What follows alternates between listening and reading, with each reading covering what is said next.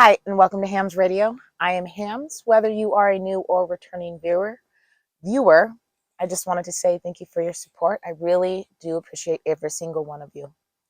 If you are new to my channel is all about finding a life after trauma. I will be showing the good, the bad, and the ugly when it comes to my own healing journey in hopes that it will help you in yours. If that sounds like something that would add some positivity to your own life, I encourage you to hit that subscribe button, hit the bell so you don't miss out when I put out new videos. Today, I wanted to go through a few steps that I have kind of pieced together over the last 6 months, however long it's been right now. And it was definitely, I guess, put into words when I read Pete Walker's C-PTSD from Surviving to Thriving book, kind of put into words what I was doing. Specifically, there was a week, I think in September, where I just cried for like 8 days straight. And I think this was part of the grieving process and grieving, letting go, that I spent 8 days doing, but I just didn't know how to verbalize it.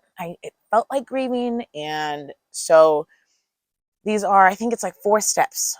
And I was able to clearly put them into practice this morning. And I was like, holy shit, that worked.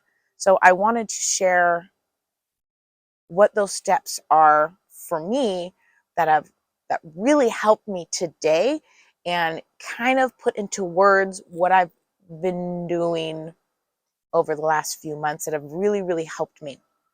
So these are the steps that I use to silence, or at least shut up, mostly to silence my inner demons when they come out. The inner demons, when I refer to as inner demons, is my inner critic. It's the critic that beats myself up when I think I've made a mistake, or I revels in the shame, the toxic shame, the inherent feeling that I am bad and that I am worthless and all I do is mess up. I can't do anything right. I'm talking about those demons, those voices, the ones that have driven me to thinking about suicide and all those images. So let's just get started. So the number one, I've written these down so that I don't forget to add. There's some things that I wanted to make sure I don't forget. So let's start. Number one is just identify when you're in an attack from the inner critic. When you notice you're getting down on yourself, you have to notice that you're in that moment when you're feeling like complete shit. And this does mirror the 13 steps of managing emotional flashbacks. And it is to realize that you are in an attack right now. So step one, notice when my inner critic is attacking me.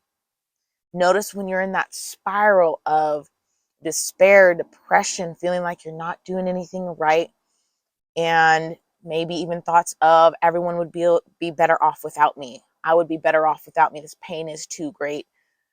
I am just a burden to people around me, or I'm a burden to yourself, or however those thoughts come in. Realize that you're in this and just say, okay, I'm in a flashback. I'm in a PTSD episode, whatever it may be. So I will notice when I'm in this self-attacking mode, and I will yell, whether it be mentally or actually out loud. I will yell, shut up, or no, or stop. And I do this really, really forceful. It gives my critic a moment of pause in my head. Sometimes so I'm trying to, so the critic is the internalized views of myself that have been put in there by my parents. So the self-hate, the self-disgust, the I'm never good enough, I'm worthless feelings. That is the inner critic.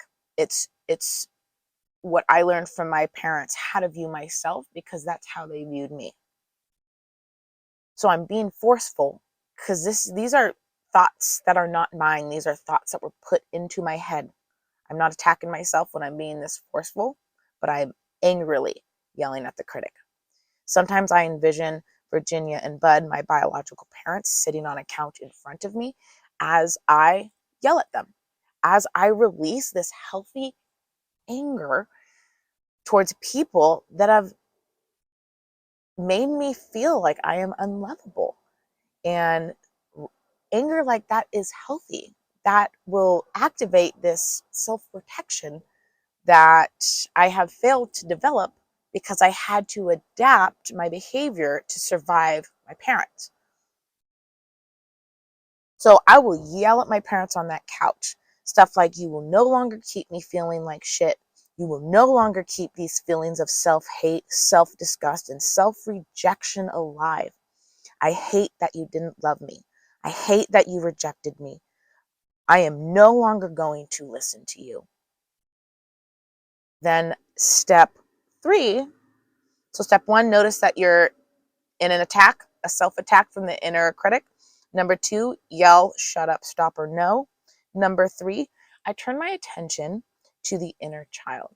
I imagine picking her up, hugging her, whether it's on the ground, in a chair, she's on my lap. I am comforting my inner child.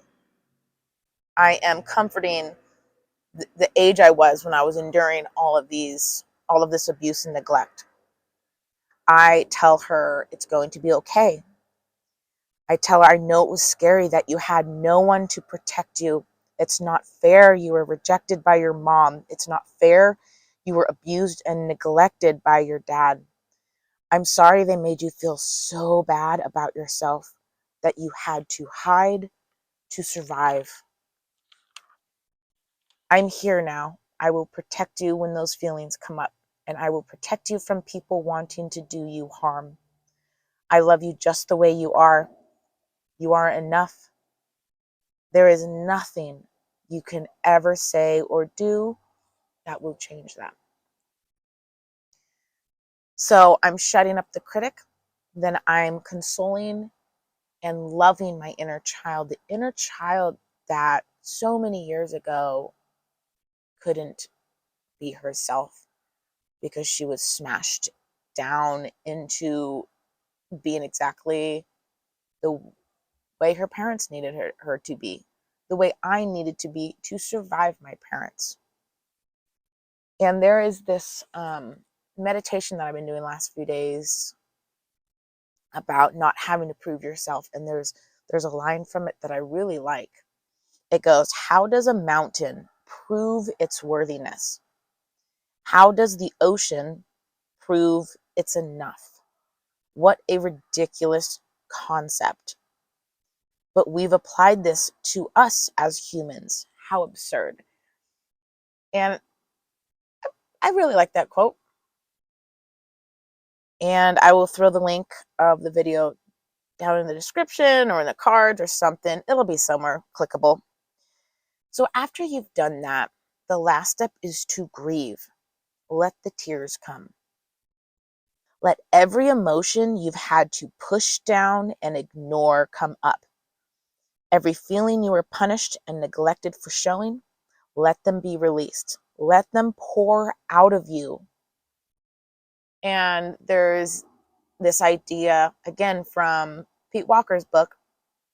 And I have felt this during the week of grief. I have felt this to be true. I believe this 100%. Tears cannot turn, I'm sorry, excuse me.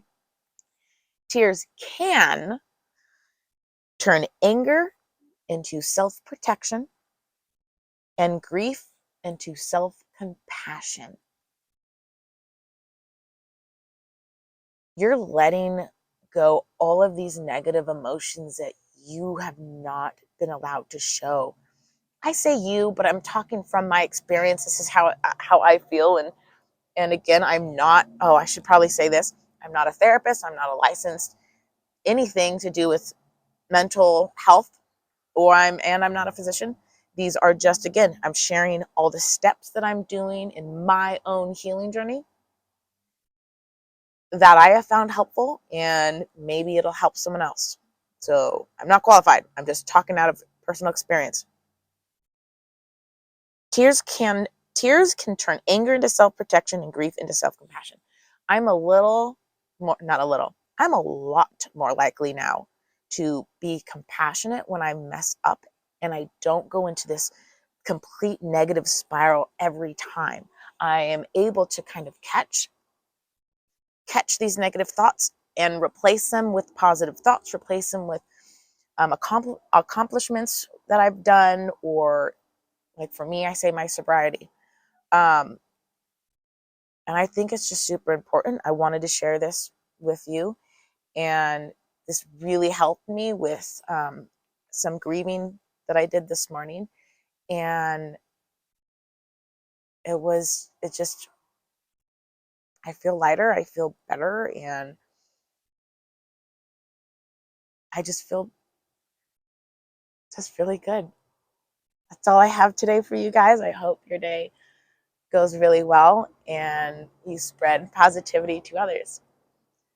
Until next time, have a wonderful day.